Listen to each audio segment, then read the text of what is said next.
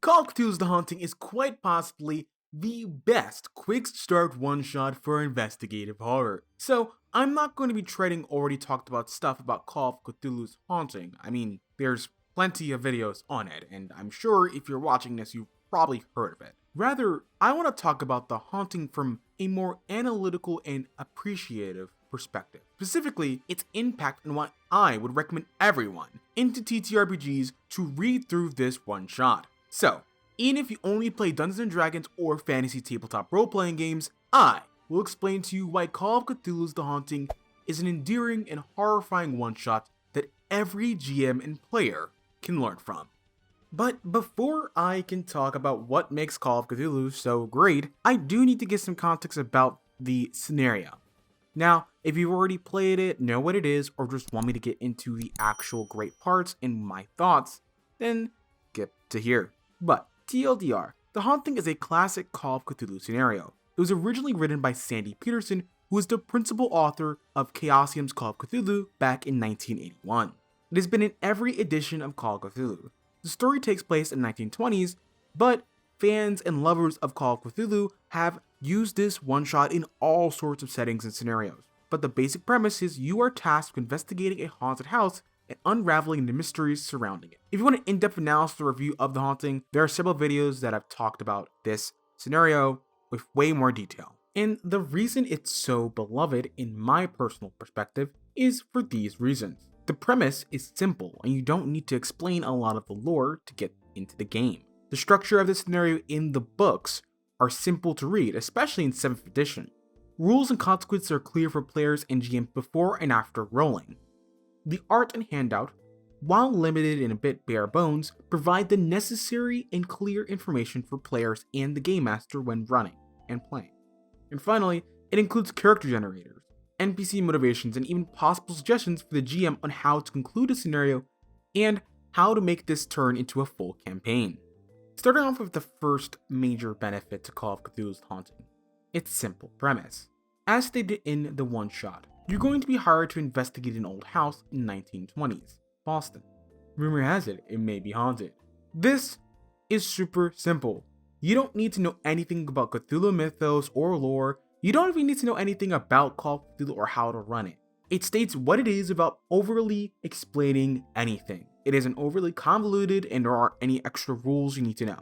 This ease allows for players and GMs to quickly sink their teeth into the game or just pull the idea from this game into their own RPG. And another awesome part to this scenario is its structure. The structure is very well organized.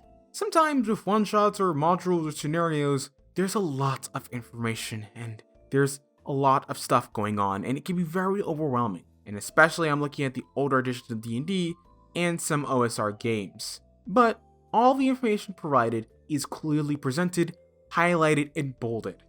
Locations are clearly written out, indicating what information the keeper should read next, while handouts are bland that give you a clear piece of information to move the story forward. For instance, let's look at Location 3, the Central Library. You can see that library use and the handouts are both bolded, so this helps you focus your eyes and allows you to fully understand what you're looking at and what you need to provide to the players when they roll their library use skill check. This organization allows for any and every player and GM to fully grasp the concepts and rules of the game without having to scroll through several pages or having to read through the actual Keeper's Guide. Next, rules and consequences are also clearly stated. The one-shot shows you the mechanics and the consequences of failing. When investigating the higher courts for more information and handout, the investigators are provided several ways of getting the information they need. They can use the law skill, credit rating, persuade, charm, fast talk, and it also introduces the option of pushing rolls. This is great. It shows players how to roll in the system. It introduces a unique mechanic of Call of Cthulhu, which is its pushed roll. Keeper can even ask, depending on circumstance, if the check needs to be of a hard or extreme quality if the player was particularly rude or disrespectful. This allows for players and the GM to cement the new rules they are learning into practice, which I think every one-shot should be doing, especially if it's made for newbie or new players and game masters. And I know for many people, art is also an important part to a scenario. And art can tell you the kind of theme, mood, and feeling of the game. And well, this scenario, its art is a bit lacking, but there's some great parts to it as well. The given art and handouts work efficiently, despite their, well, not as well detailed look. It paints a clear tone and image for the game and tells the players and GM exactly what they're dealing with. Also, conclusions and motivation in this scenario are clear. If you die, then the horror persists. If you succeed, the investigators recover sanity, get some money, and now have investigators that can unravel more mysteries for a full campaign. And finally, Call of Cthulhu's The Haunting is cost effective, aka it's damn free. You can play the game for free online on a place like Roll20, Owlbear Rodeo, Tabletop Simulator, or whatever VTT you like. And if you're playing in person, all you need is some dice, regen, and the quick start guide, which, like I said, is free. And the best part, there's loads of community support for this module. There's people who've created unique individual handouts for each of the stuff that's in the scenario. So there's plenty of materials to run offline and online games. But why give a crud?